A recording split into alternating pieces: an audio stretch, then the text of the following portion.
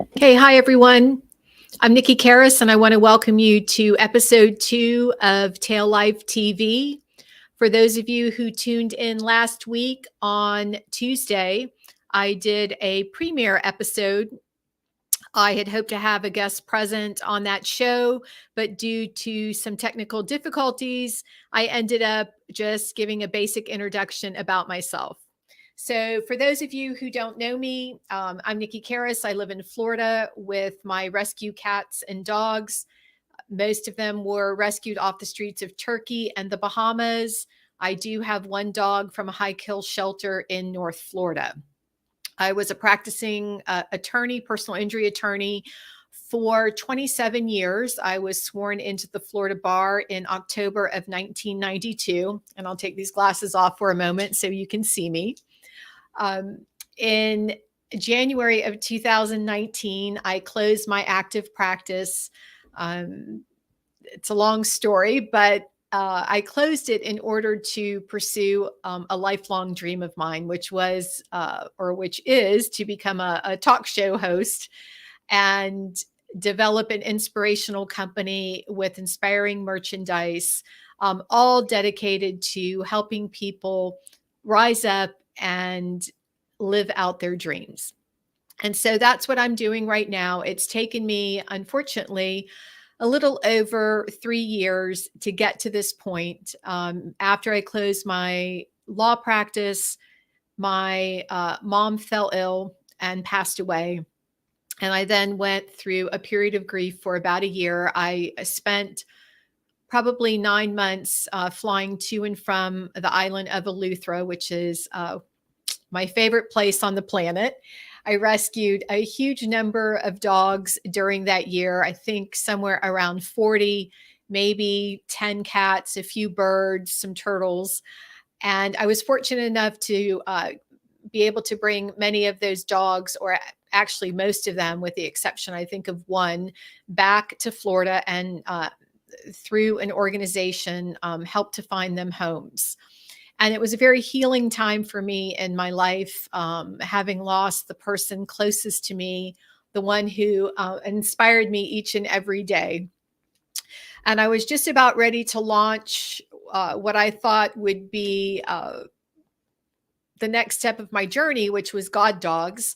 I've written a book called God Dogs, and my plan was to video the street dogs starting in South America and moving to different parts of the world as I launched my podcast via that method. But lo and behold, right after I finished my period of grieving, COVID occurred and everything got shut down. And so I kind of went back into a period of grief and depression. It was almost like reliving the death of my mother once again. And that went on for a good amount of time, probably 9 months to a year. A lot was going on in the world. My eyes were open to a lot of things that I hadn't seen previously. But during that time, I envisioned this current company of mine, which is called Tail Life. And Tail Life is dedicated to people and pets, uniting people and their pets around the world. Right now, it seems like everything that we see on social media is about politics. And I don't want to go there in my podcast. In fact, the motto of Tail Life is people, pets, not politics. Because what I want to do is to focus on the animals. I want to focus on something that unites us as a humanity versus divides us. And so I have a deep love and appreciation for the animals of this world, whether they're pets or those animals that exist in nature. I think they are some of our greatest teachers here on the planet. They bring so many valuable life lessons, and our pets teach us about unconditional love and forgiveness, and love not only for others, but also for ourselves, because no matter what we look like on a given day, our animals are always there, accepting us, letting us know that, you know what, live in the moment, forgive, live, love life, and move forward.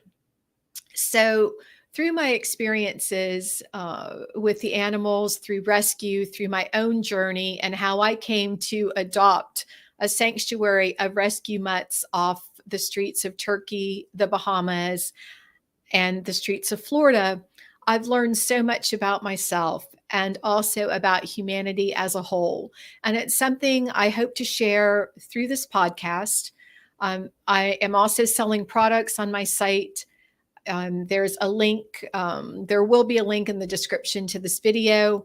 I'm just getting started, so you won't find a lot on the site, but there's jewelry, there's some t-shirts, and I'm waiting for the pet products to arrive, which will be collars and leashes to start. And so I hope all of you will support me in this new venture. It's a little scary. I'm out there without a safety net financially and kind of personally, because I'm on my own. I'm not without friends, don't get me wrong, but I do support a huge household, a rescue, and now a new company. And so I do appreciate all of your support and encouragement through the years as I've gone through this immense transformation. Anyway, that's a whole video for another day. Maybe actually probably could take up a good month from what I've been through during my journey of awakening. But again, if you want to know more about it, you can purchase my book, God Dogs, the first book of the series. It's available on Amazon, $9.99 for ebook, $12.99 for a paperback, or you can purchase it paperback, autographed copy from my Tail Life site. So without further ado, I have a guest waiting in the wings. Her name is Jackie. She and I met on Potcake Nation here on Facebook. And I'm really honored to have her as my first guest for Tail Life TV. She loves potcakes as much as I do. And for those of you who don't know what a potcake is, it's just the name given to the street dogs of the Bahamas. And it's an old name that came about. The Bahamians cook a big pot of food, peas and rice, and it will cake on the bottom. And so the thing is, they scrape that cake off and they throw it out the back door to the street dogs or to their own dogs, hence the name potcake. And so potcakes, along with Turkish street dogs, are my favorite breeds of dogs. And a potcake just means a mutt, a mix of a whole lot of who knows what. And so I have several potcakes who fill my heart and home each and every day. And I'm very excited to share Jackie's journey with her potcake, Aura. Aura has passed on a couple of years ago, but I love her story and I love the love that Jackie and her fiance, Mike, had for Aura. So without further ado, let's get Jackie into the studio. Hi, Jackie. Hi, how are you? Good. I'm so happy. Oh my gosh, I want to cry. This is my first, you're my first guest. Thank you so much. I'm so honored. Thank you for having me. I appreciate this. Oh, thank you. And let me just check one thing here. Let me just make sure that we are actually streaming. I know you guys can still hear me, but all of this is so new. Okay. Okay, wonderful. It looks like we are streaming. So I got the technical part of it down. So again, thank you. Jackie was supposed to appear last week on the show, but due to technical difficulties, I had to push everything off to this week. So Jackie, you are from up north, Massachusetts? Yes, Massachusetts, yes. Okay. And is that where you've always lived? Yes, always. Okay. I didn't ask you that. I knew you were up north somewhere. So how is it that you came to have a potcake? Because, that's the Bahamas and you're way up north. Well, it was kind of funny. I wasn't really looking for a dog. My son was moving out and I had already had a rescue that was a hybrid, wolf hybrid, that I had actually adopted through a young couple. They had a wolf and they had all these puppies and they said, we got to get rid of them. my Harley became, he was like Aura. He just belonged where he belonged. Anyways, my son was moving out. He was going to take Harley with him. And I says, well, I need to have a dog in my home. So I get on Facebook and I'm Googling and I see pot cake. So I start Googling and, and learning a little bit about them. I'm like, wow, these are great dogs. They're a challenge. I want one. So all of Is a that the sudden, first time? No, I'm that sorry was to the interrupt. Is first that the time. first time you heard about pot cakes? Yes. Oh, okay. Wow. Yep. And I saw this picture. I started looking at different dogs. The first one that came up was this young dog named Katie, who's actually passed as well. And I fell in love with the faces, the features, the history. So I started kind of just going through Facebook pages of pot cakes, and this picture of this little puppy in a I guess a tote with these wary eyes is staring out at me. And I was like, oh my gosh, I have to have this dog. My heart was just beating and I just got this crazy feeling. I knew I had to have her. So I had emailed the what used to be, it's now Abaco Shelter, but at the time it was called Pop Shelter. And just, a typical guy that just started taking in the dogs on the island into, a little shack he had on the island. And who was this? His name is Pops. Pops. And Okay. it's now, Is he still there? no, now it's Abaco Shelter. Oh, okay. Okay. I follow. Sorry about that. And that was hit, not to interrupt, just so people know, Abaco was one of the islands that was devastated in Hurricane Dorian, absolutely obliterated during that hurricane. And I know that there were several organizations that went in an attempt to bring the animals back, but Aura's adoption occurred prior to Dorian. Yes, Aura was 2013. I mean, okay. Yep, 2013. And I remember, he said, contact Olivia Key. She has this dog. So I emailed her and immediately, got a reply back. And everybody saying, you're not getting a dog. You're not. And I says, yes, I'm getting this dog. So she approved the adoption. And but Aura was much too little. There was a bunch of pups coming over, but Aura was just too tiny. She was a little peanut butter cup. So it took about 8 weeks for me to get her. She had to first go to Royal Bahamian Rescue in Georgia at the time. That was run by Judy Marshall. Oh, I remember Judy. Yeah. Okay. Yep. So that's where Aura first began. And from there, we got Underdog to the Rescue, which is a ground transport that brings, dogs throughout the United States to different places. I'm not sure if they're still around or not, but at the time they were. And let's share just so everyone can see a photo of Aura as a puppy.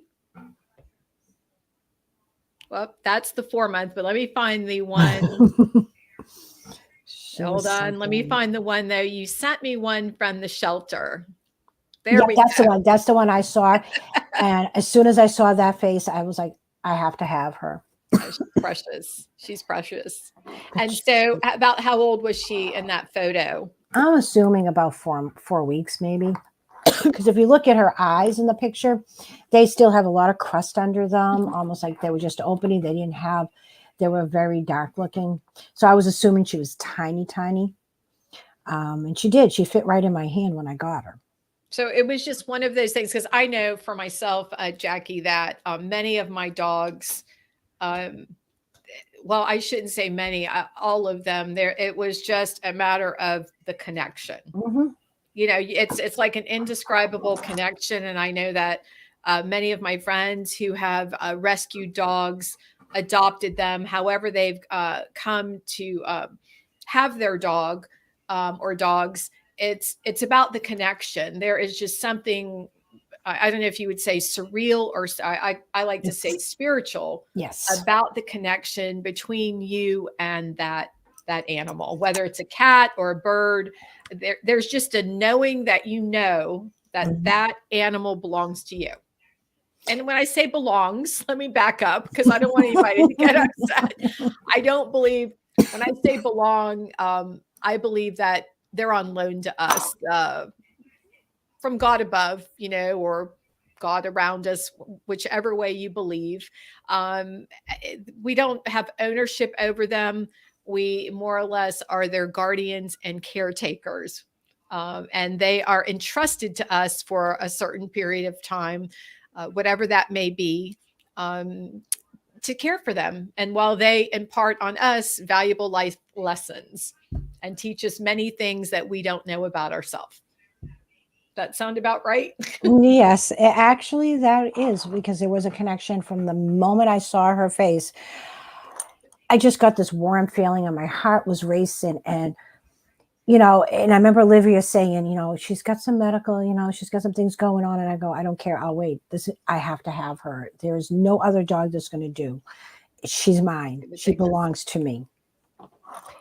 And I can't even describe. And you're right. It's just this undescribable feeling inside that I got when I looked at her, and it was a warm feeling, and it just enveloped my whole entire being. And I'm like, I have to have her. I don't care. It's a knowing that you know that you know.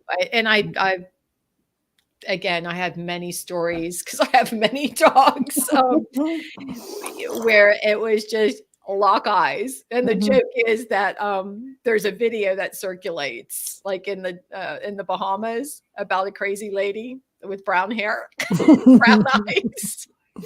And then all you have to do is like make sure you know her journey and her path and just step into that path and lock eyes, and you're out of there. You got yourself a home. Exactly. Me. Yeah. So anyway. Well, that would be me too. Same thing. So tell me about when she arrived. How did you feel? I mean, it must have been the most glorious feeling. I'll never forget. Oh my gosh. It was funny. We had made plans. Mitch said, we'll arrive probably about 3 or 4 p.m. So everything was set up, her crate, everything was great and ready to go. And I get a text at 11 o'clock. He says, we're going to be early. We'll be there at 12:30. I was like, Mike, we got to go. And I wanted to be there before he got there. And I'm like, oh my God. We got there. Mitch was already there. And they couldn't, well, first we'll explain that you can't transport animals into Massachusetts. So you have to go to Rhode Island if you're rescuing. Something happened many years ago, and an 18-wheeler crashed. It had rescues on it. Oh, wow. Many animals many animals passed away because of that. So they don't allow transport into Massachusetts. Okay. So we had to go to Rhode Island. And as soon as I saw her, and he's holding her, and she's this little tiny thing. So the whole journey up from Georgia, she actually sat in their laps because she was so tiny. Oh, how sweet. And oh my gosh, when I got her, I went to pick her up, and I was like so nervous. And first thing she wanted to do was bite me. And I'm like, oh my God, this little tiny 5-pound dog is trying to bite me in the throat. Oh, I'm like, oh my God, what am I going to do? I think a lot of the pot cakes from, there's always a few of them that have still, I guess it's like a fear aggression. It's almost built into their DNA because they have been abused. I didn't experience that with my Turkish dogs, amazingly. Again, they're almost like a royal breed. They're calm. They're completely different than the pot cakes that tend to be, I say, a little bit more feral. And there's like a feralness into their DNA. And some of them they'll bite you. But I haven't had one that hasn't worked through that issue of the fear aggression and turned into the most wonderful dog. Oh, absolutely. I know with Aura, our first day with her, even because we had to go get her a collar and so on. And I remember that day clearly, she hid. We got to PetSmart, and she got under the like the cabinets there or whatever. And she was crawling underneath there. And I was like, oh my gosh, we have to get under there and go get her. Mike, go get her. Mike's bond with her was instantaneous. It was unbelievable. They just connected immediately.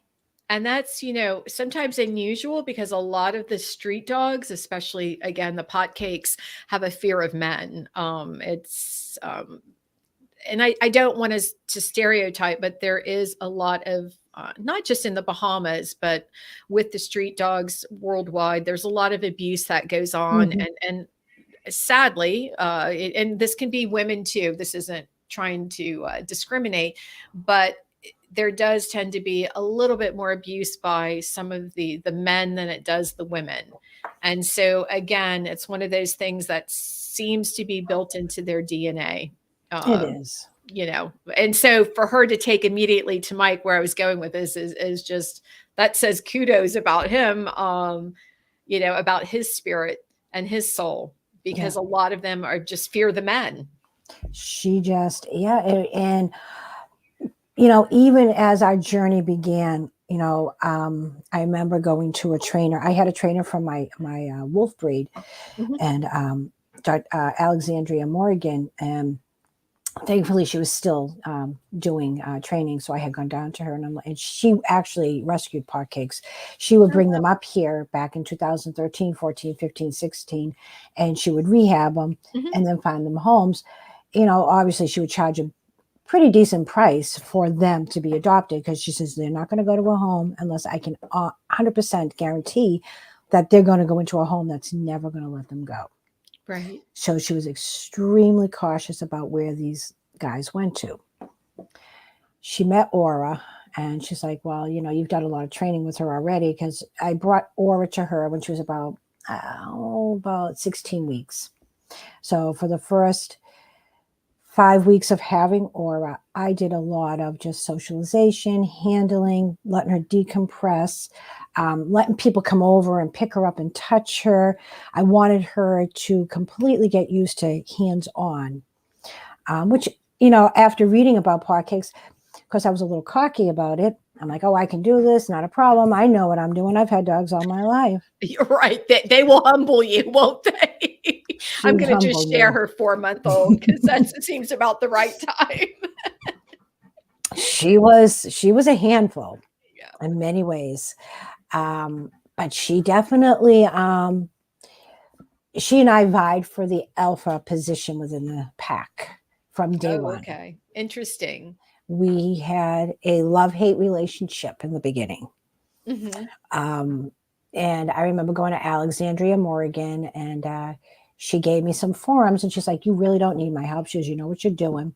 And I says, she wants to bite me all the time. And she says, listen, she goes, these dogs, and as you had explained, they're feral. The thing is, and just not to get off subject, however, one of the things a lot of people don't know, and I watched this, there's a rescue of Marley's Mutt, and what he does a lot of rescues with ferals.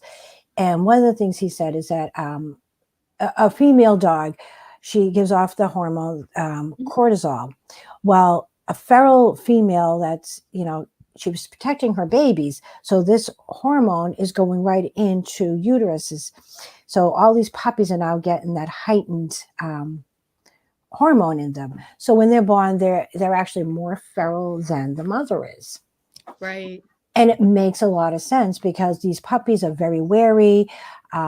Aura was extremely wary from day one. I had sent you the picture the other night, which was the first day we had her, and she just had that look in her eye, and she didn't want anybody near her, and she would shy away from you. But through the 4 months of working with her and just having people handle her, I actually took her to a parade. I had got her on March 3rd. March 17th, I took her to the St. Patrick's Day parade in Boston. Very mindful of her feralness and her fearfulness. I brought a crate with me, a carry-on crate, put her in it with a blanket over it. And I would take her out, let her look around, let people, that are walking by, hundreds of people walking by, Wow. touch her. And then as soon as I saw just a little bit of tension, I'd put her back in, put the blanket over her, and we would sit there. But we never were in the parade. We were at the parade, but I made sure that we were down a side road so that she had that ability to decompress from grandiose amounts of people. I'm just adjusting because Yeah. I'm turned, and excuse everybody, excuse me, but I'm still getting used to all the technical aspects. So Jackie, I'm sorry, I didn't Oh, mean that's to okay. Oh cut you gosh, no, in. So please. you took her and you put her in the crate, and We continued our journey for the day, and she did extremely well, which I was impressed with. Um, and I knew though at that point that there were some things that I was not able to do, and that was dealing with a little bit of her aggression. And of course, being cocky, as always, I was like, I can do this, I can do this, but I'm like, I can't. And I knew I needed a little bit more. Alexandria Morgan taught me something, and it's extraordinary because most trainers are not going to teach you this. But what she taught me to do was put Walrus between my legs, hold her head back with one hand, take her paws with the other hand, and growl at her and put her on her backside in my lap and growl and say no. And once you feel her body, just then sit her up, reward her, good girl.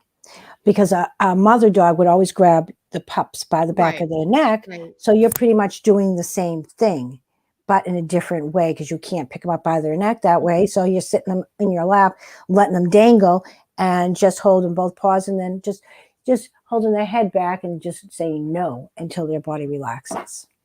And I'm just going to stop you here because just to make things clear, not all pot cakes are feral No. or aggressive. There is just, if you guys follow me on social media, you see my Chloe, and she literally is like laying on my neck. And that was her from day one. So some of the dogs are extremely, extremely socialized. If they've been living on the streets and people have been feeding them, some of them, I mean, they just immediately take to living inside, have no issues. But there's always, I say it's probably about, I don't know, 1 out of 10 that seems to have that little aggression, feral issue that has to be dealt with. And you happen to get one of those dogs, and I have one. His name is Solomon. So people who know Solomon say, "Oh, okay." So they just need a little bit more training and socialization. But once they get there, because I don't want to leave anybody, not that you are or I am, with a negative outlook about pot cakes. They were Um, amazing. they become the most loyal, loving, devoted animal ever. It's like once you break that barrier with them, it's a completely different animal. Mhm. And some people may say, well, why take them off the streets to begin with? The problem is they have absolutely no chance whatsoever at any type of life. And street dogs, I think their existence is anywhere maybe from 2, maybe maximum 4 years if they happen to land in a great town or city where people feed the dogs like they do in Turkey. But in the Bahamas on Abaco, there's just absolutely nothing there. So the puppies tend to starve to death, Mhm. and maybe one out of a litter of 9, 10, or 12 will actually make it to adulthood. So go ahead and tell us about then with Alexandria. Well, we worked, we use that technique. I mean, you can't see it now, but I remember one of the times doing it. Or would grab my nose and right in those little razor sharp puppy teeth Mhm. got me good. Yeah. And we worked through that. But still, there was something missing with Mhm. my connection with her. And maybe it was that I was overconfident, maybe. I just wanted what I wanted with her. Not to say she wasn't. She was the most amazing puppy. There was nothing you couldn't teach her. Right. Sit down, stay, come, leave it, take it, no, off. By the age of 3 months, she was completely off leash trained. There was That's nothing I great. could That's not do with amazing. her. I would, a matter of fact, and in one particular case, we were at somebody's house. Their dog Marley took off and was gone 3 blocks away, or was started to follow. She was 3 months. And I yelled no. And I must have yelled 3 times. Finally, on the third time, she stomps her foot, looks at me and growls, and comes storming back, comes over, snaps at me, and then jumps back up on the ledge and sits there. Wow. So how long did it take you until you got her? I don't know if a dog is ever fully socialized. I say dogs are dogs, and we always have to remember that in our dealings with them, especially around children. But how long did it take you until you finally felt like she's where she needs to be, or as far as she's going to come? She still had many years. Unfortunately, ultimately, her passing was too soon. Okay. I think that Aura had some amazing years still ahead to go further than what she did. Okay. So I can't say that. I can say that um, maybe a year for me with her, but Aura taught me something. See, what people don't understand with any dog, and I learned a lot from having her, but with any dog, instead of you going textbook on your training or textbook on how and listening to what other people say to you, you can take a lot of advice, but go with your instinct. Let the dog guide you. Let them speak to you. Because if you don't let them speak to you, you're never going to be able to train that dog. You're never going to have a bond or connection with that dog that is ultimately the most intense bond you'll ever get with a dog. You'll have a good dog, a trained dog, but you're never going to have a bond with that dog. Not the spiritual bond is what I call it. So, and that's what you ultimately ended up having with Aura, right? And also here. Yeah, I know you did. A couple of years it took to get there, but yes. It does. I tell people, sometimes I see these things on social media and they're like, oh, if you get a street dog, within, or not a street dog, but any type of rescue dog, whether they're from a shelter, because, most times we have no idea what these animals have been through, unless somebody happens to drop it off at a shelter and give a full, complete history from puppyhood to the time they surrender that dog. Most of these dogs come with an unknown history. And so when I hear like somebody say, takes a couple of months, I always tell people you're looking at like 2 years until a rescue animal, a cat, dog, but especially a dog, really settles in and becomes fully comfortable with their new life and with you and with their surroundings. I'm a firm believer in that. And I remember, I think one of the greatest advices I ever got was from somebody in Parquet Nation when I was telling them that I was getting this dog. And they said, socialize, socialize, socialize, socialize, socialize. And I remember that's what I did. Like I said, for the first 4 months, it was just constant bringing her around people, letting people touch her, let people pick her up, brought her into my office, did a lot of training with her. But she was always, quote unquote, the alpha, and I've said it from day one. She was born feral. She died feral. Life was on her terms and her terms alone. And Aura would do whatever you wanted her to do when it was on her terms. She was the most well-behaved, she was well-adjusted, well-behaved, the most loving dog, but she would test you. And in order for you to gain her trust, you had to see through that test. Right. She taught me patience, thinking out of the box. I gave up on, like Alexandria Morgan has said to me, you don't need my training. You know what you're doing. You understand her. You have a relationship with her. I'm giving you the tools, but you don't need to come back to me unless you have a serious problem. So I stopped going to her, but I did have problems with Aura. I'm not going to say I didn't. And I remember, emailing, there's another group, Parquet Forum, that's run by Mark Summers. And I remember emailing him a couple of times saying, oh my gosh, she's just so crazy. I don't know what I'm doing. Oh my God, help me. And I would go to bed crying at night, and here's this, me, I'm like confident, I'm cocky, and I was being arrogant. And she humbled me. I would cry at night saying, I don't know if I'm ready for this. I don't know if I can do this. What did I do? And I read about these dogs and I knew about these dogs, but she was something. And when I finally stepped back and I sat there, and it took a while, and I just started watching her.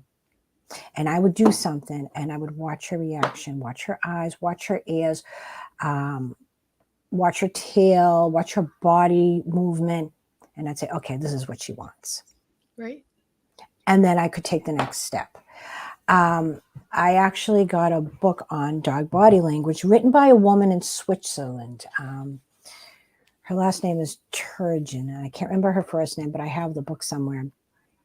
And in the book, she talks about these dogs that she would pick up off the streets and rescues, and how to understand body language. And I was like, Yeah, they So speak a whole different language, yes, they do, and, and they do even talk than to you. other dogs. It's a different language.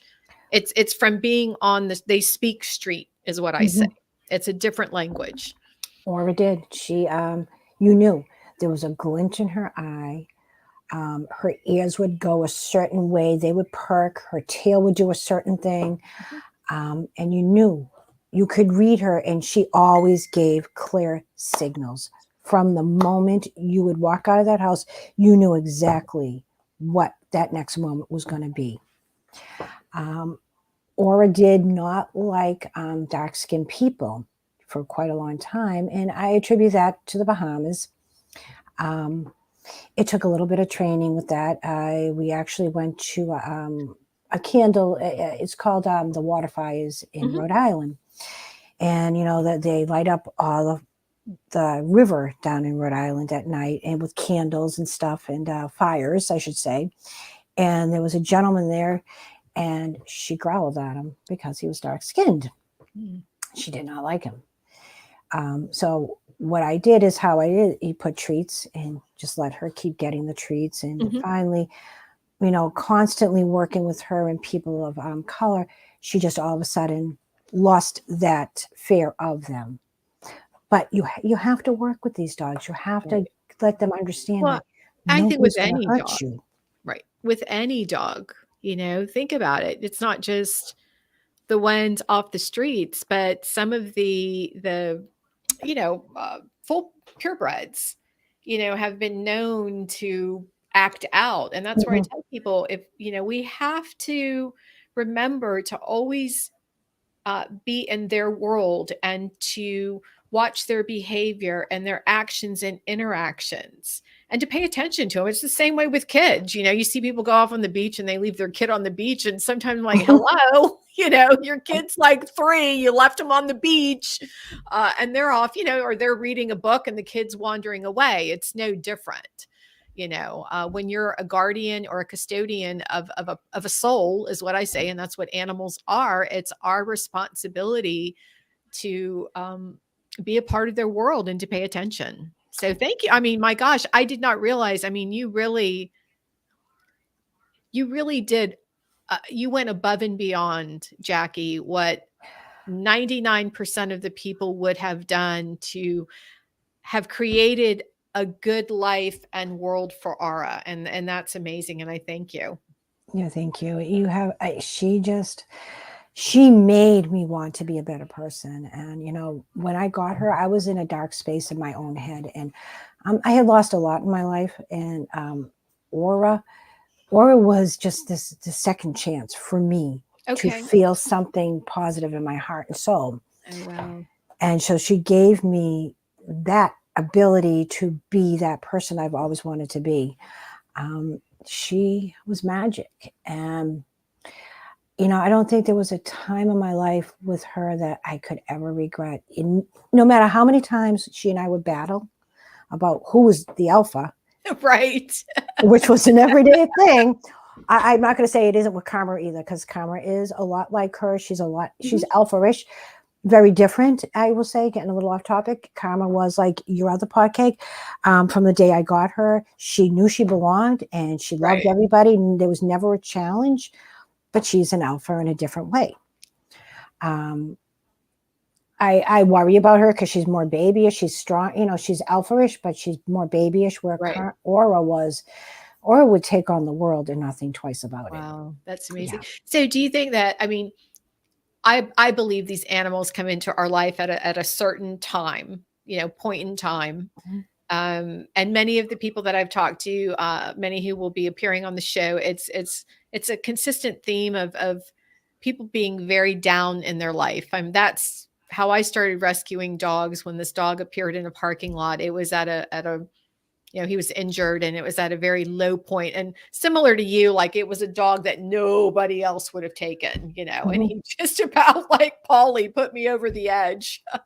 um, but I really do think that they appear in our life at a certain time for a certain reason. And so that, obviously that's what Ara did for you, a life changing experience, and I hope, lifted you up out of this dark space and helped you, at least if not completely move into the light, but to move more towards it. She did. And I think there's, and I just want to give a shout out because there's somebody that's going through letting their dog go in a couple of days.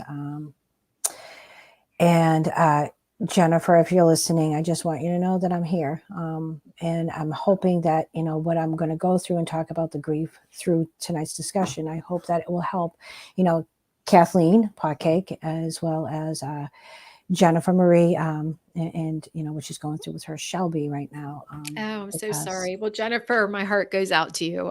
It's so difficult. It's so difficult. And I hope to do a show on grief, probably many shows of the different stages of grief. Before they pass, we start grieving when we know. And I know you went through that with Ara. Yeah, it was hard. Our first year, like I said, we got through a lot of trials and tribulations. I had to let go of myself and my cockiness, my arrogance, my know-it-all behaviors, and let Aura become my teacher. And I've said this from day one. She was my teacher. I was a student. This is the connection we ended up achieving. That's wonderful. I love this photo. So this was our soul to soul. Yeah, you can see it. So she taught you about letting go, right? She taught me about letting go, thinking out of the box, learning a different way. I stopped training, textbook training. I stopped training trainers' ways. And I trained Aura my way, the way Aura taught me. I didn't actually teach my way. I taught it Aura's way. Aura showed me how to train her, or showed me how to connect and become one with her. Again, I had to learn how to follow her lead, and let her guide me. Mike already had that bonded connection. Right. And I'm going to tell you, touch base a little bit on his soul relationship with her. And let me put one up of him. We don't want to leave him out here. But go ahead. Let me. Mike, he has a migraine issue. And through the years, nobody's been able to figure it out. He's had cluster migraines that just put him out for days. And that's his baby. That's his joy. That's a great photo world. That was Narragansett. That was a special day for us. We actually had gone to, I believe it's O'Brien's restaurant. They're one of the best restaurants down in Newport that allows dogs in the restaurant. And it's really great. And Aura was just perfect. She just laid there, and we got her a burger, and she was perfect. She was a beautiful. She's still with you in spirit. So I don't mean to say this, but she was a beautiful dog in the physical presence. I have some friends that have a dog who it's like their twin. So yep, she's beautiful, gorgeous. But from day one, Aura just had this uncanny bond with Mike. He would start to have a headache before he even would wake up. She would be on top of him, laying on him, and she would growl at me. And if I went to touch him, she would bite me. And, this was repetitive over and over again. And I thought it was just her being, aggressive with me, and that was hers, and he was hers, and that was it, and get away. And it was her just warning us that his migraine was beginning. Oh, wow. So she ended up, I don't know. I didn't have the one. She did train. She trained. She was a therapy dog, and I personally trained her to sort of be his therapy dog. Okay. you know, his dog in general. I mean, she was always his dog anyways. You didn't have to train her. It was just instinctual with her. And when he would be like on the couch and he couldn't just open his eyes because the pain was so intense, she would lay on him all day long. She wouldn't eat, she wouldn't drink, she wouldn't go outside and go to the bathroom. She refused to leave his side. And if you went near her, she would growl at you and lay on him, and you couldn't go near him until he was able to get up again. Here's the one I was looking for. Yep, that was her graduation. That was advanced training. Oh, that's wonderful.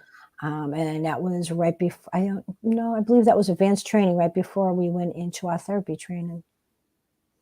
And yeah, she was a therapy dog. We did a lot of nursing home. My mom was in a nursing home off and on. So we spent a lot of time in nursing homes. Aura was a special soul. I could talk about her training. I can talk about this. I can talk about that. But let's really talk about what she was. She was special. Not only was she magical with Mike, in the relationship and the bond they had was beyond unique. There was something extraordinary about her. There was one day, there was a girl, she definitely had, she was a cancer survivor. And we were in Petco, I believe. Aura saw her and followed her through the store. Oh, wow. Followed her out. She knew. She smelled. When I say smell, I don't mean that in a derogatory way, but they sense it through their smell that somebody is ill. She jumped in her car. I tried to jump into her car. Oh, wow. That's amazing. She just knew.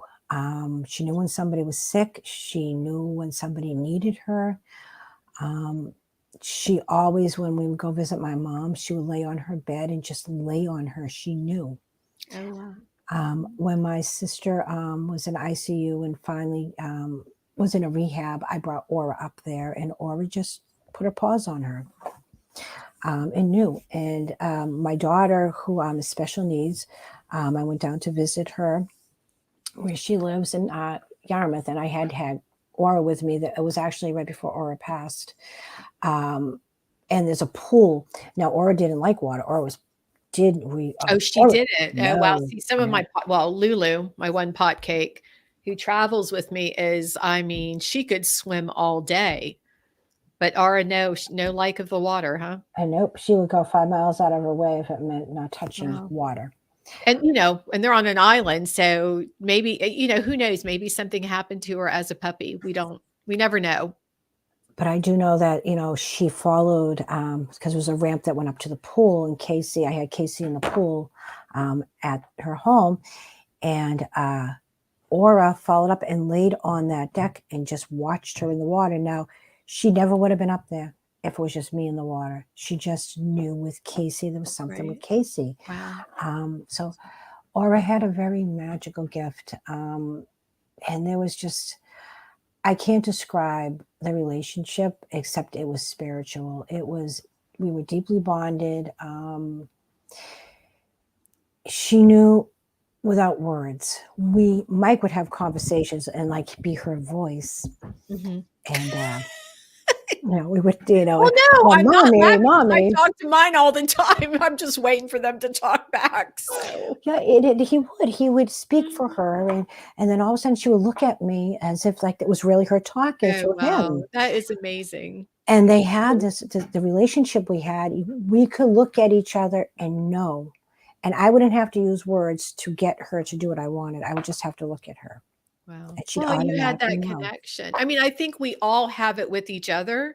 Humans, when we open up to it, when we stop, like I say, when we stop getting on this all the time, when we actually take the time to look what's around us and to connect with people, and the animals. I think it's the most amazing experience ever, is to just know that you have a connection with an animal, and they just look at you in the eyes, and it's like you're speaking their language and they're speaking yours. Yeah, and you have to listen. I mean, with Aura, I was like, I want to make her agility dog. I'm going to do this. I'm going to do that. Sure. But Aura didn't want that. Aura liked to train, though. And so although we had gone through all the classes and we completed everything, and she got her canine good citizenship, despite the fact that she was a little bit alpha and a little bit aggressive. And matter of fact, to touch on that, the trainer that we went to, the first class, she didn't think she was going to have to tell us to leave. Oh, I'm not laughing because I had a dog like that. Like it was like, okay, I think we're going to get kicked out of training. So, Oh, well, we'll touch on that with Karma, because Karma did get thrown out, but that's just because she's too smart. right. But Aura, because Aura was a little aggressive and just, Uh-huh. just being her. Right. And I said to the trainer, I says, all you have to do is tell her to knock off her beep. Right. And I says, and she'll you watch what she does. So she goes, Aura, knock that off right now. Aura looked at her, smiled, and sat down and wagged her tail. Call her out. I said, you need to call her out on her shenanigans, and she will stop. She's testing you. That's all it is. So, how old then? Let's see. Ara was how old when she passed? She was 6? 6.5. Yep. 6.5. When did she first start having some physical problems? Aura, up until about a year and a half, Aura was perfectly fine. We had a vet at the time, Uh-huh. one of those company vets, Okay. that through the country, and they gave her. They convinced me that, because we do heartworm, so on and so forth, that you should do the Pro Heart Shot 6. Well, I did the Oh, first one, and she got sick, but I didn't think anything of it because I had just switched her food to Earthborn, which of course is another food, quote unquote, that I found out that can have repercussions to the liver, which I didn't know. And we thought it was the food, so we stopped giving her the food. okay. I put her back on, the regular food neutral that she was on. Brought her back in to get her second heartworm shot, and 6 months later, and the second shot, she got very, very sick, and Oh, I'm so sorry. we did a blood test and found out that her liver enzymes were elevated. Mhm. So then we did the fasting test, found that the bilirubin was fine, but her liver values were just not, there was something different going on. At the time, I wasn't quite sure what was going on. I brought her in, we got an ultrasound, and things just they couldn't get a full ultrasound because, let's face it, Aura was feral and she wasn't letting anybody touch her. So we ended up bringing her to MSPCA in Boston. I was contacted by somebody in Parquet Nation Mhm. that has a connection with the MSPCA, and they gave me a doctor's name, a list of doctors, and I ended up picking Dr. Carroll. For anybody that doesn't know MSPCA, they're a phenomenal hospital in Boston, world renowned. I mean, dogs come from all over the world to have Wow. surgeries here. Just like Tufts Animal Hospital in Uh-huh. Massachusetts is another one that's world renowned for what they do for animals. MSPCA is fantastic. Dr. Carroll became our vet. I can't thank her enough for over the years, the things she did for me. And I mean, we did everything we could. But she ended up doing an ultrasound. We found nothing remarkable going on. So we said, well, let's, put her on Denamarin. We'll monitor it. And things just never improved with Aura. Her enzymes So just, she just went downhill from there. yeah, it was about 5 years. But what I started to do was I started home cooking. Okay. I started researching. At Oh, the she had this early on. I thought It was a she year and a half when she got it. Oh, I'm sorry. I misunderstood. I thought a year and a half before she passed. So, No. okay, so this led to sort of a decline in health over Mhm. Yeah. time. I'm so sorry. That is so hard. It was. I did a lot of GoFundMe's, Uh-huh. which I can't thank Parquet Nation folks, I or know that's a great Parquet families organization. in general. There was nobody that, that didn't step in and, donate. And there are some people that I won't, call out by name, but that donated in extraordinary amounts of money That's um, sweet. That's through the very kind of years them. um, It really to is. help. There's some really wonderful people out there who support the animals, and it's their family. I mean, that's the hard part, and their lives are so short. We talked about this. Yeah. You And just never know so how for short they people are. to help out and to recognize that bond that you had with her is truly amazing, and it says so much about the people. And that's what I hope to do through this channel, is to show, we're all here together, we're all part of it, and the animals are as much a part of us as we are of them. So it was, and they were, I mean, I can't say enough, like I said, and we did the liver biopsy. So they took, samples of each liver lobe. Really didn't find anything on that. I was hoping for an intrahepatic or an extrahepatic shunt, because that's curable. That wasn't the case. so she just had what, chronic, acute or chronic kidney. Yeah, chronic, I would say acute hepatic disease. And unfortunately, you can say, well, maybe it's this, maybe it's that, but I'm a firm believer that it was the ProHeart 6 shot, and I don't care. Well, I did my research. I went on the dark web. In 2003, the shot was put out by the pharmaceutical company as a, every 6 month shot. Well, it was pulled off the market in 2008 because so many dogs died from liver disease. Oh, wow. It was put back on the market in 2013 with explicit instructions that veterinarians had to be trained to give the shot in order to be given to animals. So at that point, you start to wonder and think, but because I was a novice and I was very not in tune with all of this, and here I am as a new dog mom with a puppy that I want to do everything possible that's right. I thought this was a great solution, so I don't forget to give her her heartworm shot. It was heartworm every month. Don't ever second guess yourself. Maybe part of your journey with Ara was for you to become aware, and we talked about this, of the potential dangers with some of these. I don't want to, they're not really medications, they're preventatives. And so whether, I talked to a woman while we were messaging, like, I think it was 2 or 3 weeks ago, she gave something to her older cat who was 14, and the cat started seizing, something new, and she thought she was doing the right thing. So don't ever second guess yourself. Maybe that is part of the lesson that Ara was here to impart, about being more careful. And so that every dog going forward that comes into your life will meet a different fate than she did. And then also you're sharing your knowledge with other pet owners. Well, and and it took a long time. I mean, she's been gone 3 years now. I still cry. I still grieve very deeply for her. There was just, like I said, our relationship, Mike's relationship with her, was so unique. And I don't think there was anything we wouldn't have done for her. I would stay up at night and syringe water into her. I would syringe food into her. I was like, I'm not going to lose her. I'm going to save her life. That's that self again coming out saying, I'm going to, when in fact, I'm not going to be able to. Yes. Aura, it was, as you can see in this picture. Well, I think that's a wonderful one of all of you together. She just loved, that was the other thing. Aura loved to have a picture taken. She was very full of herself. Aura was a queen. And unfortunately, I wish I had the blanket.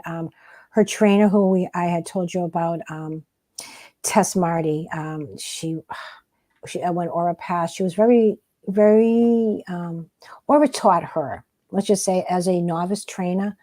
Aura was her first feral, Aura was her first crazy dog.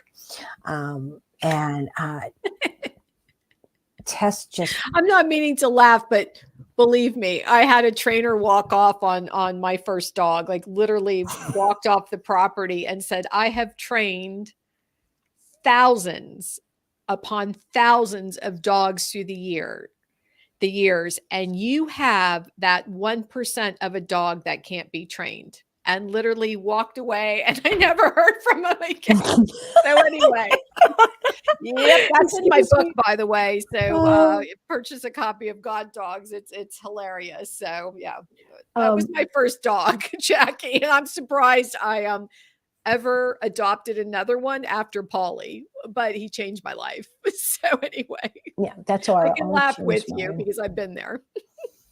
And Tess was really, she learned so much. And again, I think that Aura's journey in my life, Mhm. in Mike's life, Parcake Nation's life, other Parcake owners, there's Canine Parcake Rescue, there's Parcake World Forum. A lot of us are, on all three sites. But I think Aura in general brought many people together. And I think that was part of her journey, was to teach every person that she touched how to see the world bigger than they are, and to bring people together, and to educate. Aura was a trainer, and I was her I was her pupil. She was a teacher, and she taught many lessons along the way, even with her trainer. Tess became an extraordinary trainer, and some of that, Aura was her first graduate, and so she learned. That's Sometimes you just have to read some of these little attitudes, and some of it is just, I'm testing you to see if you're worthy of my queen-like behavior. And she well, I'm was a sorry queen. I didn't have a chance to meet her. She sounded larger than life. And again, I think that every animal that crosses our path is special, but there's always that one or two, depending on how many you end up adopting. Polly was one of the ones who just is larger than life. And Solomon is another. You talk about Ara like laying on Mike and being next to your sister and following the woman who had cancer. And Solomon, when my mom was living, he would go lay in the office. God bless my mother. She was working in my law firm until she was 94 years old. And That's he would awesome. he would go, and I put a bed back there, and this just, I mean, he can be a real butthead sometimes. I'm serious. He can. I love him. I'm the only one who would put up with this dog, right? Kind of like you and Aura, right? That's what Yep. you say. Like, I'm the only one. This dog is here because nobody else would put up with him. But he was so gentle around my mom and would just go lay in the office with her. And I brought his bed, and he never said boo. It's like he just knew, because she was 94 and 5'2" and whatever, 120 pounds or whatever, her fragility. And so it was like a delicate flower around her, around me, forget it. So anyway. Yeah, she and it's true. They're just, and maybe it's potcakes in Mhm. general.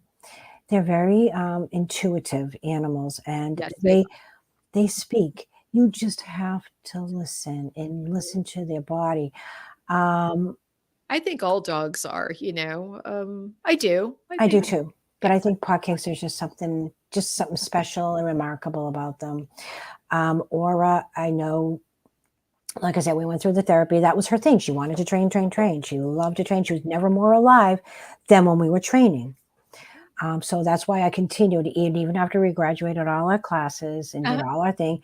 Aura and I trained on a daily basis. I would take her everywhere. Home Depot. We would train in Home Depot on a daily basis, and just train or just drop in to PetSmart and go visit a training class. And because we graduated from there, we could Petco, we could go in anytime. And so we would go into Petco just to do a training class, just because Nice. that's what Aura liked to do.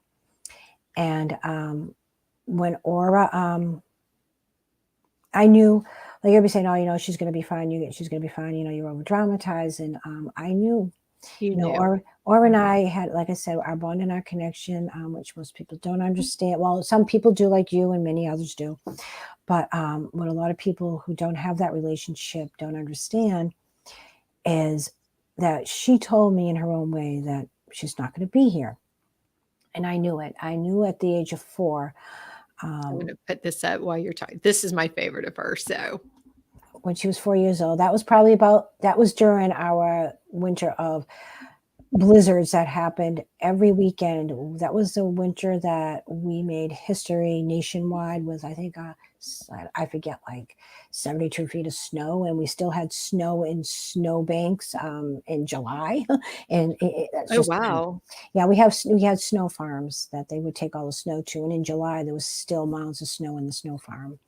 I So you forget said how much snow we had, but we got maybe, oh gosh, I can't even tell you. I know that in one weekend we got 28 inches, one storm, the next day maybe 15 more inches. So yeah, so you were saying though around 4 that she yeah, started before like I giving really you the signals, signs, right? yeah. And we had already done the liver biopsies. We had done another fine needle aspiration. We had done a couple of more ultrasounds, and so she was now on Ursidile. And I was getting that monthly. And for people that don't know this, GoodRx, you can, if you're a vet, like my vet, Dr. Carol, was phenomenal. She says it's going to cost you more money to get it from a vet office. She goes, here's GoodRx, go online. She goes, I'll write you the prescription. Go to a pharmacy where you can get it cheaper. Wonderful. So I went to Walmart, and I would get it at Walmart because I could get it for $32. Believe it was $142 a month. Wow. Yeah, Um, it can get quite costly. that was So one prescription. The other one, if she had survived, was going to cost me about $250 a month on top of the the liver. She was on vitamins, and you name it. There was nothing she wasn't given. I was home cooking at that point. Dr. Harvey has a great dog food that has milk thistle in it. So I was putting my own proteins, but using Dr. Harvey's.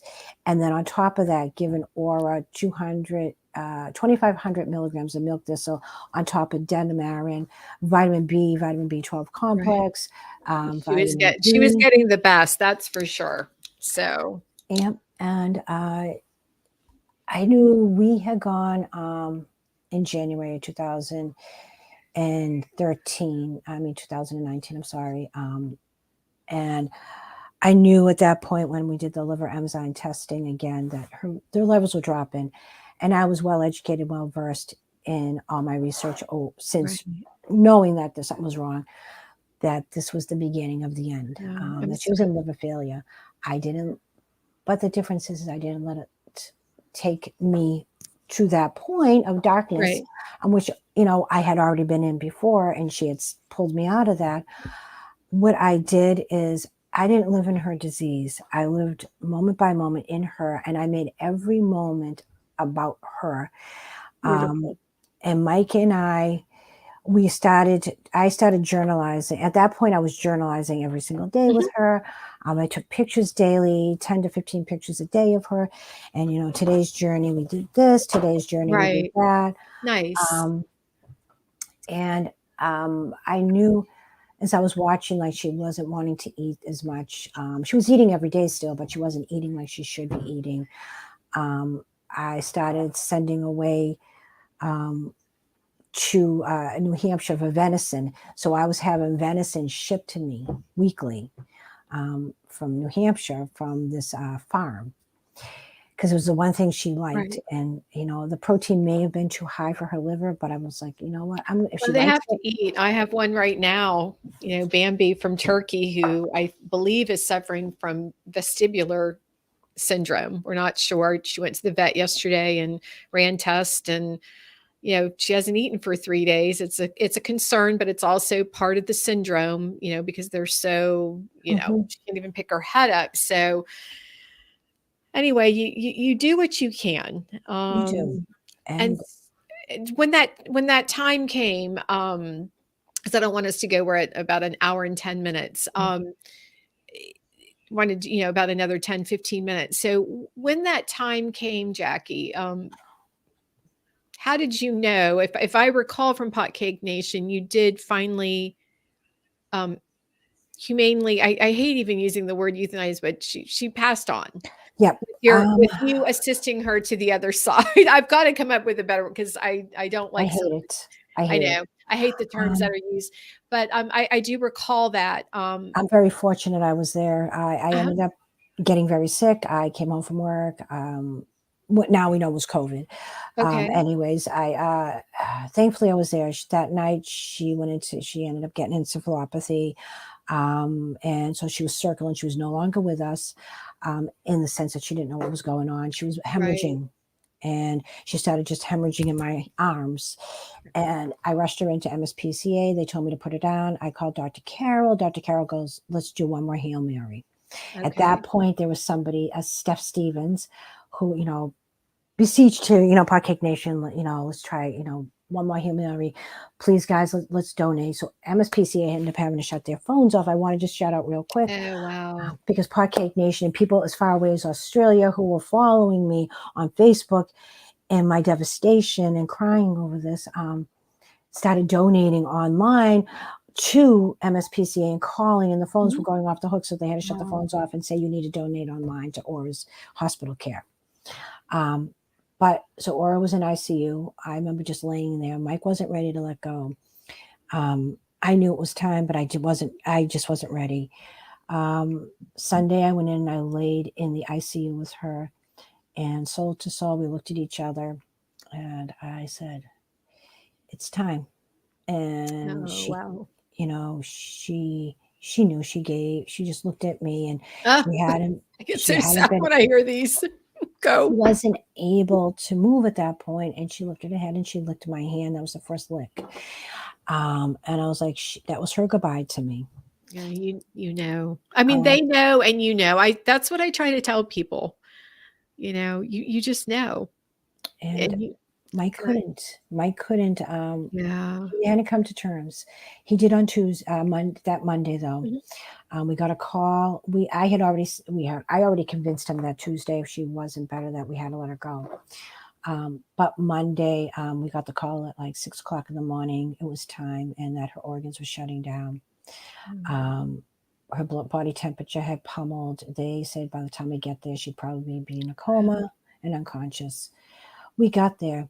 Aura was still Aura. Wow. She wouldn't let go. She did the rally. I call it the last rally. She would not let go. Right. There was not a dry eye in that Right. ICU. She sat up. They went to put her on the gurney. Literally, now here's a dog for the last 3 days who couldn't stand up. She stood up. Wow. She climbed onto the gurney, sat up, bowed her head to everybody in that emergency room. And the tears were just streaming down everybody's face. We went into a room. She got off that gurney, walked to the chair, and laid on that couch. And I videotaped our goodbye onto Park Nation. So everybody got a chance to say goodbye live to her. How beautiful. They know. They just know. And I always say they do that last rally. Every one of my animals has done the same thing, and you think, oh my gosh, they're going to be fine. But I think they do it for us, just so that we have a closure. more. Yeah, we have one more time seeing them in their happy mode before they close. It was hard. I get upset talking about it. I think that, because I was so bonded to her, I had to have signs and signals, and I got a lot. We found a heart in the sand the day I decided I was going to let her go. And I have that as one of my mementos. And I just knew it was just time. It was time. Her body, she was tired. They get tired just like people do. I let her go, and we did Somewhere Over the Rainbow. I love this one too. What a personality. That was 3 days before she ended up in ICU, right before she passed. Oh, wow. I didn't know that. I love this one. It's, you can see the soul in her eyes. She was magic. And just to touch base really quickly on the signs and signals since her passing. Probably 2 days after her passing, Mike was out in the garden. I'm out in the yard, and the sun was shining. It was like 6:00 in the morning. All of a sudden, this glorious light comes down onto the ground, and you can see right where Aura laid, and her last position in that grass, the light shined, and it was almost like you could see Aura in that grass after she passed. That's amazing. People saw clouds, as I had said goodbye to her. People said they saw clouds of her over Florida. 2 different people in 2 different areas of Florida text me and said, we just saw Aura pass over towards the island. Wow. I believe it. You know what? Well, It's your journey, and I say that all of us we see things differently, um, and you believe it. That's all that matters. It doesn't matter if I believe it or the next person. It's what you believe and I what know. work and what's important to you with respect to your journey. Because I know I tell people crazy stories all the time of things I see and all that, and they kind of look at me disbelieving. It's like, you know what? I don't care. I believe it. That's all that matters. Well, I knew, I know that she's there. I know she's present. I know she's Yeah. always present. Something that my son taught me is energy never dies. They are energy. Right. We all Energy are. evolves. So, she's never gone. And one of the things with Aura, after she passed, that Friday, I get I get a call that her paw prints are ready. So I go up to Boston, get her paw prints. I bring them back, and there's a rock I had that we had picked up in Maine. I had her paw prints. I put a paw print on there. I was going to take a picture. A dove appeared. Aura's name was Dove in Abaco. Wow. So then I get a You know. call. I got a call, a text from Cindy Griffith and Joyce Farrington. And they said there's a pot cake in Grand Bahamas, and he's at home right now from Hurricane Dorian. Hence Karma, how Karma came Yeah, I'm going to about. put up Karma's picture now. And Karma's name became Karma because when Aura was passing, I said to her, I'm going to get another dog in your name, in your honor, and she's going to be your Karma. She licked me. And I said, so when I saw this puppy, Karma, I was like, that's it. Her name is Karma. That's going to be her name. Wow. And it's Aura's Karma. And believe it or not, from the moment this dog came into my house, I believe Karma is with her because Karma was never Aura trained. is with Karma. I mean, Aura's with Karma. Okay. I'm sorry. No, that's okay. Aura I know what definitely you is here because when Karma came into the house, I put my hand up like this. This dog sat immediately. She was 11 weeks old, never been trained. I put my hand like this. She sat. I put my hand up like this. And one of the things I had taught Aura is touch because that's part of therapy training. This dog was 11 weeks old, came over, touched my nose, touched her nose onto my hand immediately. That's amazing. Karma is well trained, but she's her own person. She's her own individual, and that's a different story altogether. And which island is she from? She's from Grand Bahamas. Grand Bahama. Okay, thank you. Thanks. Well, you know what? We'll have to have you back another time so you can tell Karma's story. Or, but again, I want Jennifer to understand and others who are going through the grief. It's a process. Each one of us has to travel it our own way. Nobody has a right to tell us how to grieve, what to grieve, or why to grieve, or that it's wrong to grieve. And if we want to grieve and express it online, then let it be so. Many people find it very difficult or feel uncomfortable maybe, but that is our personal journey, our personal grieving way of grieving, which I did with Aura. I grieved vocally. I'm a blogger, and I blog about my journals, my life, my story. And Aura was, my grief with her, my journey in traveling from beginning to end with her, was I needed to express it in order to heal and grow from it. And Jennifer's going through this right now, and I just want her to know, and I want others to know that are that same way. It is okay, and don't let anybody tell you how to, and don't get upset. Yep.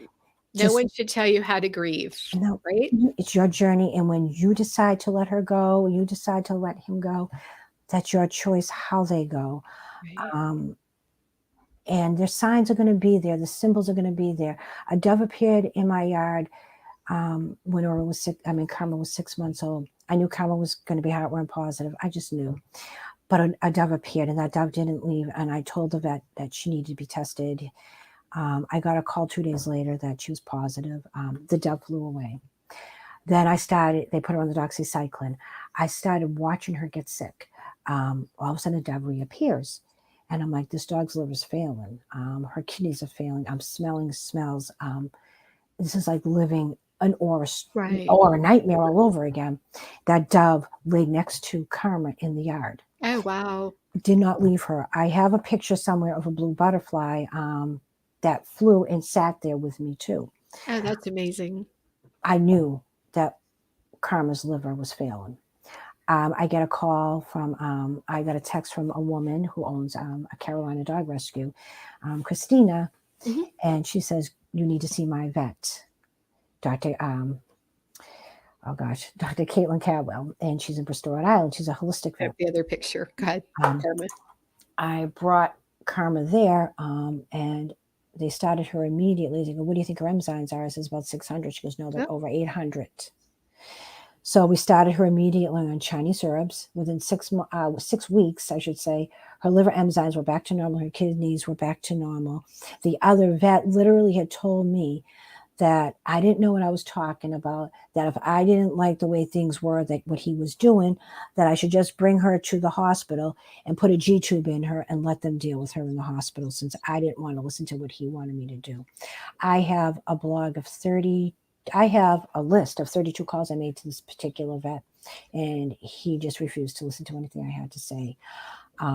So I did switch her to a holistic vet. So you went with what? There we go. I'm sorry, I couldn't get that picture to come up. I went with what Aura told me to do. Right. The dove was there, and Cindy, Christina had messaged me on Facebook and said, bring her to my vet. And then the dove reappeared again. And I knew that was I had to do this. I brought her there, and Aura has always been here. Karma had an anaphylactic shock Christmas 2 years ago. And Mike had gone in, and he's like, she can't stand up, and her bodily functions are going all over the place. Thankfully, I was 10 minutes away from Tufts. I haven't been able to bring myself back to MSPCA because that's where I let Aura go. So I went to Tufts, and there was 4 doves literally sitting in front of my house. Wow. How is she doing today? How is Karma doing? Karma is completely heartworm free from doing Chinese herbs. No, we completely did a reverse. She does Chinese herbs for everything. We did do a lepto shot, like I said, this year, and we did a distemper, which she hasn't had since she was a year. But I do a lepto shot only because of the heightened rat infestation through the state of Massachusetts. Right. And Karma's a wild dog, so she likes to explore a little bit more than like, we will. That's a pot cake thing. They'll go through the trash. They'll do. I mean, I come outside sometimes if I leave a trash bag out in the courtyard, from like the night before, and I have this one Faith, and I just look at her. I'm like, you're just feral. Like, you're just feral, and she'll just tear through the trash bag, and I'm like, oh, good Lord. Yeah, Karma she'll take off, and she likes to explore, and she likes to chase, she likes to hunt, and unfortunately, she has eaten, birds a lot. She'll catch them and eat them, and same with mice. She'll catch them and eat them. So it was a little concerning. That's why I did the lepto, and but other than that, Karma's, she's thin, very thin. She's only if I'm lucky, she's 47 pounds again. But she's a very active dog. I mean, we swim every weekend, at least 2 hours a day. On Saturdays and Sundays, we're in the ocean swimming. We're hiking. She gets 5 walks a day. We're training constantly on her terms. She's another one that has to live life on her terms. Like with Aura, Aura, like I always say, Aura was born feral. She died feral. She didn't live in the disease. She lived beyond the disease, and she went on her terms. She lived her best life, right? And Karma is doing the exact same thing. Wonderful. Do I wonder if Karma has something, wrong with her? Absolutely. I am not 100% confident in that, just by my questions. And I'm not a doctor, but I research, and I know enough about her charts and her testing that right now, I will say that Dr. Cadwell has, because of Chinese herbs and standard process, which is a great product. If anybody has a dog that's sick, please see a holistic vet that practices in standard process. I'm promising you're going to see a change in your dog. Sorry about that. I was trying to check and make sure we still had the connection. So sorry about that. Well, no, follow your gut instincts. Let your dog speak to you. But honestly, don't listen always to what a vet says. And if you find a vet that does Western and Eastern together, go there, because I'm a firm believer in holistics after seeing what happened with Aura and Karma. And if I had done with Aura holistics, I might have maybe a little bit longer.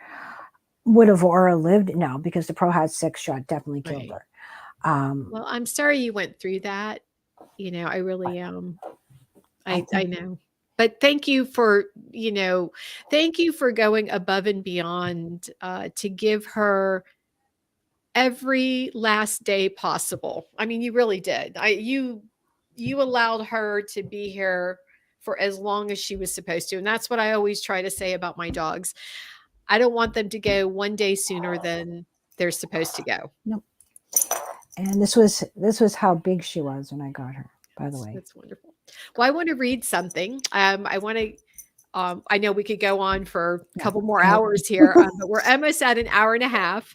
I want to read one thing. I hope I can read it without crying. I did want to put up, so everyone knows, Jackie did a beautiful video as a tribute to Aura. It's like 9 minutes long. It's on her YouTube.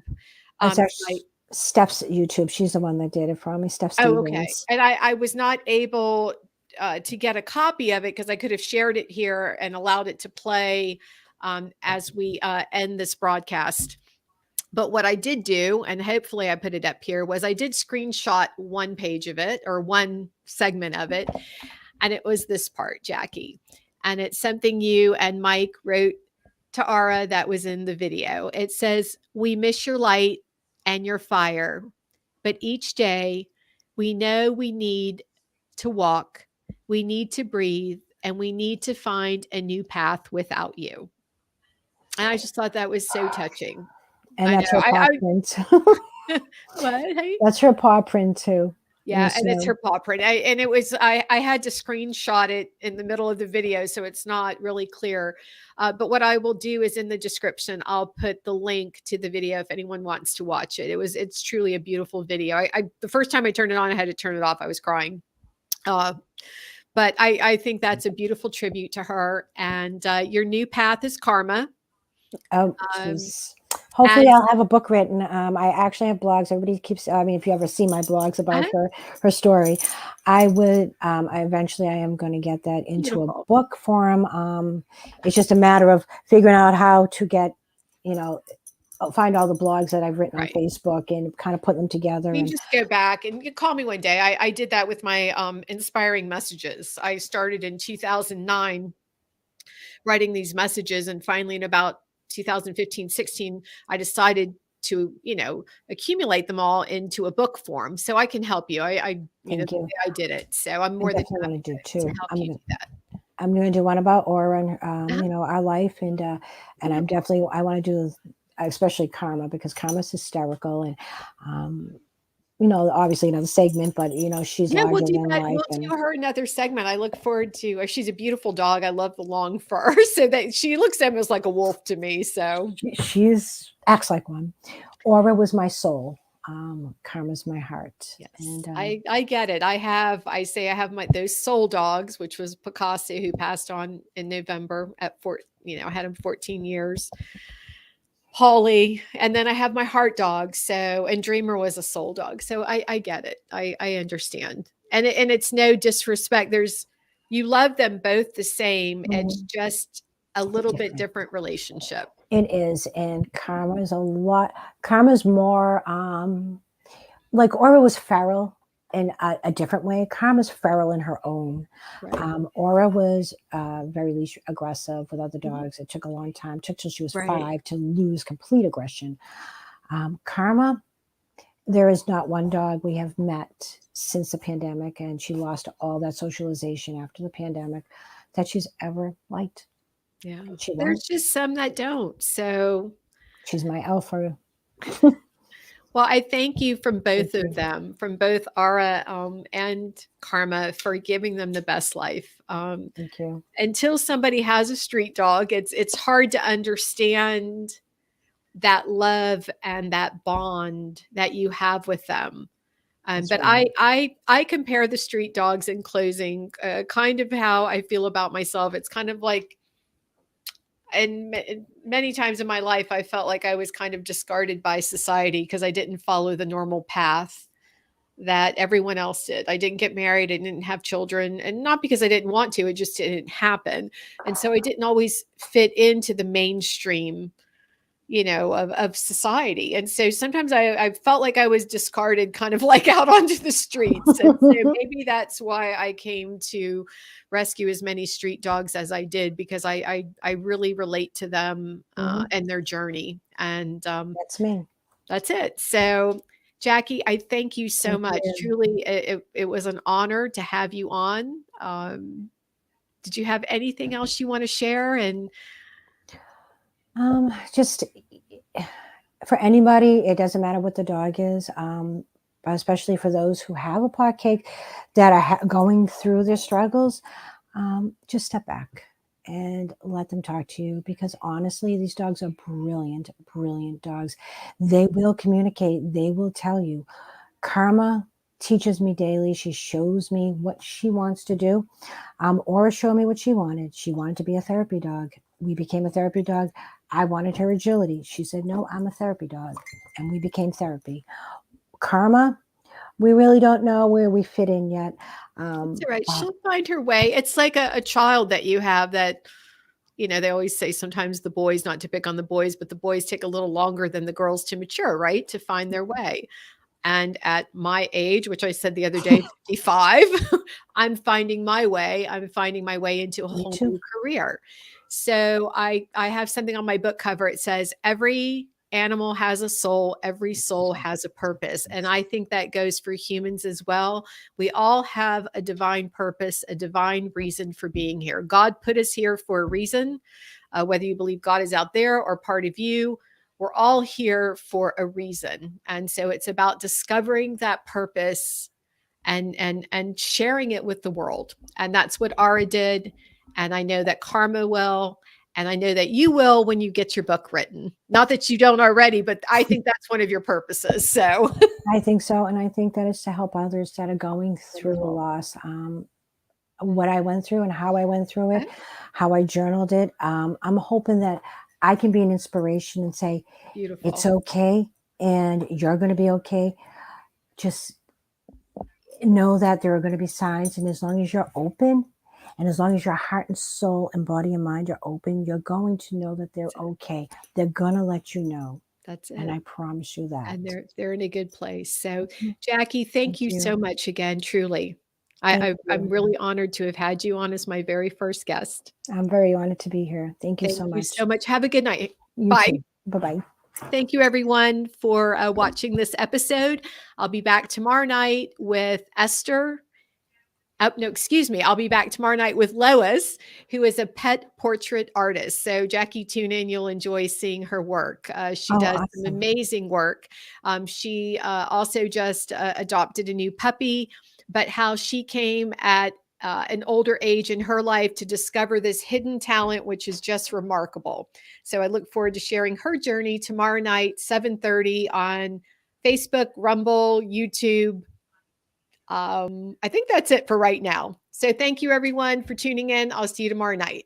Thanks, Bye. Good Jackie. night. Bye. Thank you. Bye bye.